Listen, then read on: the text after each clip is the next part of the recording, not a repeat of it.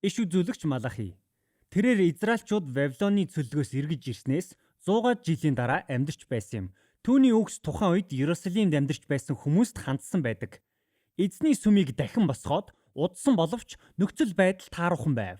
Та Езра болон Нехемиагийн түүхийг санаж байгаа бах. Израильчууд цөллөгөөс итгэл найдвар дүүрэн буцаж ирсэн. Тэд нутагтаа ирээд эзний сүмийг барьж амьдрал ахуйгаа босгон эртний иш үзүүлэлгүүд бүгд биелэхийг харна гэж бодсон. Месая аврагч ирээд Бурхны хаанчлалыг байгуулан Израилийг нэгтгэж бүх үндэстнүүдийг захиран шудраг ёс амар тайван тогтооно гэж бодож байтал тийм зүйл болсонгүй. Иерусалимд иргэн ирж суурьсан Израильчууд өвөг дээд шигэ эзнээс урвсан тул ядуурл шудраг бус байдал гарв. Тэр шинэ үеийнхэн ямар их ялзралд авцныг Малахи номонд тодорхой харуулдаг. Номын бүтцийн хувьд цуврал маргаан хэлбрээр бичигдсэн. Ихэнх хэсэг нь эзний тунхаглал, зэмлэлээр эхэлж түүнд нь эргэлзэж үгүйсгэх Израилийн өчгөөр үргэлжлэнэ. Тэгээд эзэн тэдэнд өгсөн хариултаар төгснө. Ийм 6 маргаан энд бий. Эхний 3 маргаанаар Бурхан Израилийн завхарлыг илчилж, сүүлийн 3 маргаанд үүнтэй нүүр тулдаг. Энэ бүх маргаан мэтгэлзээнээс тэр хүмүүсийн зүрх сэтгэл цөллөгийн дараач өөрчлөгдөөгүй хിവэр байгаа нь харагдана. Израильчуудын зүрх урдын адил хатуу хിവэр байв. Би гэрээ байгуулсан ард түмэндээ одоо ч хайртай гэсэн эзний тунхаглалаар эхний маргаан эхэлдэг. Гэтэл Израильчууд түүнийг эсэргүүцэн та бидэнд тайраа яаж харуулсан юм бэ гэж үгүйсгэв. Тэгэхээр нь Бурхан тэдэнд Исав ахынхны оронд тэдний өвөг дээдэс болох Яаковын гэр бүлийг нэгүслээрээ сонгон гэрээт амлалтаа өвлүүлж харин ах Исав нь үр удмын хамтаар эцэстээ сүрснийг сануулв.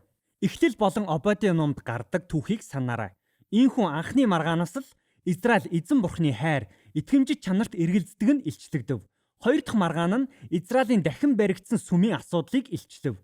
Эзэн тэднийг өөрийнх нь сүмийг үл хөндөлж, бузарлаж байна гэж зэмлдэг. Гэтэл хүмүүс бид таныг яаж үл хөндөлсөн юм бэ гэхэд хариуд нь эзэн хүмүүс өвчтөе, сохор, доглон амьтдаар ичгүүртэй өргөл өргөж байгаа нь тэд Бурхан эзнээ эрхэмлэж хүндэлдэггүйг нь харуулж байна гэв. Зөвхөн энгийн ард иргэд ч биш, сүмийн тахилчид ч мөн тийм хандлагатай байсан юм. Эзнийг үл хөндөлсөн ийм үйлдэлүүдийг хүлцээ зогсохгүй өөрсдөө ч үүнд оролцов.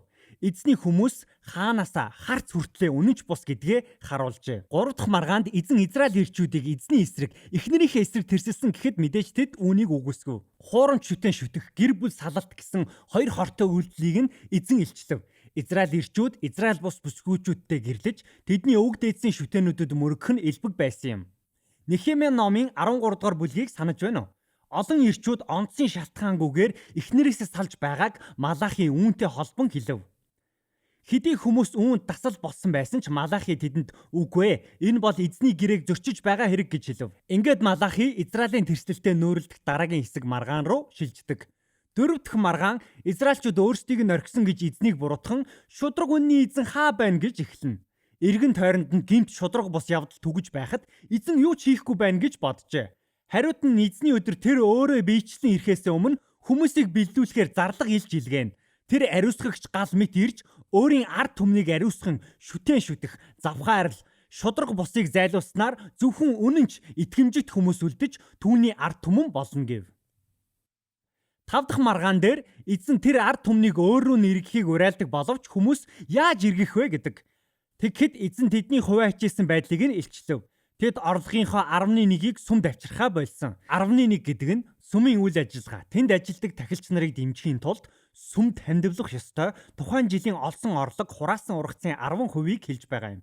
Энэ тухай Тоора дээр бичсэн байдаг. Малахи номоос харвал хүмүүс энэ хариуцлагыг Нехемиагийн үеэс л үл ашиж ирсэн учраас эзний сүм эвдэрч хуужирсан байв. Эзэн энэ талаар тэдэнтэй нүр тулав.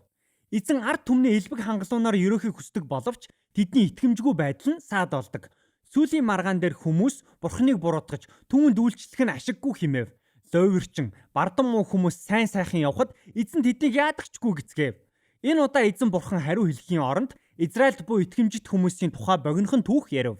Эзний гимээ хүндэлдэг тэр хүмүүс хамтдаа цуглаад Бурхан эзнээ хэрхэн хүндлэн магтаж үйлчлэх тухай ярина. Тиймээс эзэн тэдний төлөө дурсгалын ном бичгийг тушаасан. Хожим тэд уг номыг уншин эзний мөн чанар амлалтыг марталгүй санаж байх болно. Малахи энд Бурханы бэлэг болсон бичээсийн тухай ярьжээ. Бичээс нь бидэнд эзний агуу түүхүүдийг сануулж ирээдүйн найдварыг өрдөн биднийг итгэмжтэй байхад тусалдаг. Ингээд номын дүгнэлт рүү шилжинэ. Энэ хэсэгт дөрөв дэх маргаан дээр дурддагдсан эзний өдрийн тухай санааг дэлгэрүүлэн ярина. Эзэн өөрийн ард түмнийг ариусган шүүж, тэдний дунд буй хорон муу хүмүүсийг үгүй хийх өдрийг товлсон гэж айлдсан. Харин дүгнэлт хэсэгт үүн дээр нэмээд итгэмжтэй хүмүүсийн ирээдүйн тухай дурддаг. Эзний өдөр тэдэнд айх зүйл үгүй, харин ч баярлах өдөр юм.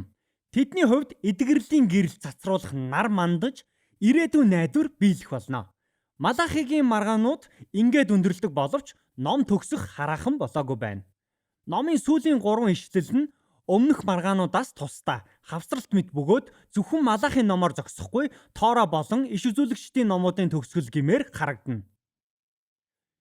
Юуны түрүүнд эзний зарц Мосегийн хууль Тораг санаж явахыг тушаасан.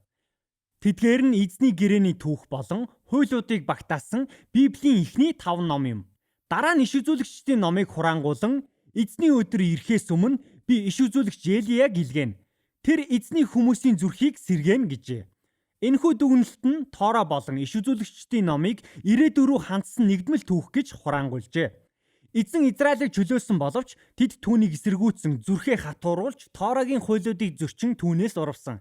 Гэвч нэгэн өдөр эзний хүмүүсийн хатуу зүрхийг идгэн тэднийг бурхан руу эргүүлж Мосе шинэ Елия болсон шинэ иш үзүүлэгчийг бурхан илгээнэ гэж бичээс хэлжээ. Дэд хууль Еремья, Изекиэл дээрх амлалтуудыг санаж байна уу? Төгсгөлийн энэхүү хавсралтаар бичээс бол бидний уншиж судлан тунгаан залбирах бурханы ариун бэлэг гэдгийг харуулсан. Бичээс хүний төлөв байдал, хувиа хичээсэн зан, гэм нүглийн тухай үннийг өгүүлдэг. Гэхдээ үүний зэрэгцээ хизээ нэгэн цагт эзэн илчээ илгээж, дараа нь өөрөө ирээд бузар муутай нүүр тулж ард түмнээ шинчлэн шудраг үннээр идгэн гэсэн бурханы амлалтыг тунхагладаг. Тора, иш үзүүлэгчдийн номууд бас Малахич ирээдүйн энэ найдварын тухай өгүүлдэг.